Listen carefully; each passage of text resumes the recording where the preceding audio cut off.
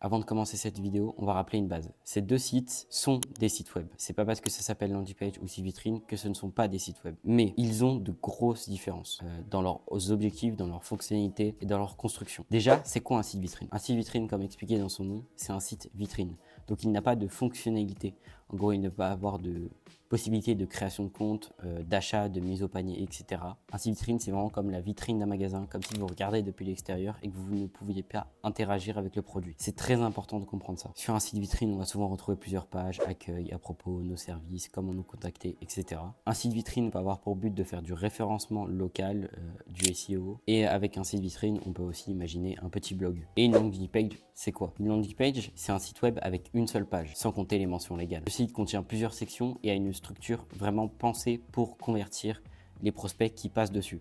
C'est très important. Le but d'une landing page, c'est vraiment de convertir. Donc le contenu doit être optimisé pour. Les landing pages sont souvent utilisées par les solopreneurs ou les infopreneurs, les vendeurs de formation ou les vendeurs d'e-book. Elle peut contenir des systèmes de paiement ou des systèmes de prise de rendez-vous comme Calendly. Pour le trafic, il est souvent créé par un lien direct. Donc en gros, le lien en bio Instagram, le lien en bio TikTok, LinkedIn, etc. Mais on ne fait pas de SEO avec une landing page tout simplement car on n'a pas assez de domaine.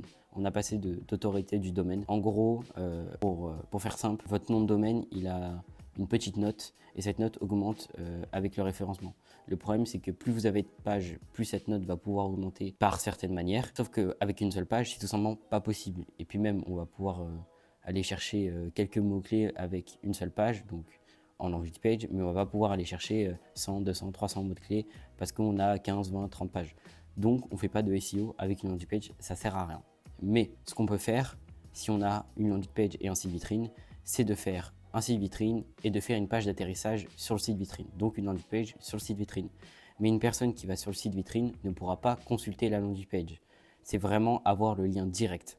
De cette manière, on pourra profiter du référencement du site internet et de l'autorité du domaine du site internet pour pousser un peu plus notre landing page. Même si, comme précisé plus tôt, c'est vraiment pas le but premier de faire du référencement avec une landing page. Donc je résume. Un site vitrine, ça va avoir plusieurs pages, ça va pouvoir faire du SEO, ça va avoir aucune vraie interaction et c'est souvent pour les entreprises à plusieurs services. Une landing page, ça va avoir une seule page, le trafic va venir d'un lien direct, on va pas avoir de référencement et les fonctionnalités vont être assez basiques, donc ça va être paiement ou prise de rendez-vous. Et le contenu va être optimisé pour la conversion. On va peut-être faire aussi un peu d'A/B testing sur une landing page. En bref, si maintenant tu es intéressé par la création de ton site web, va voir cette autre vidéo.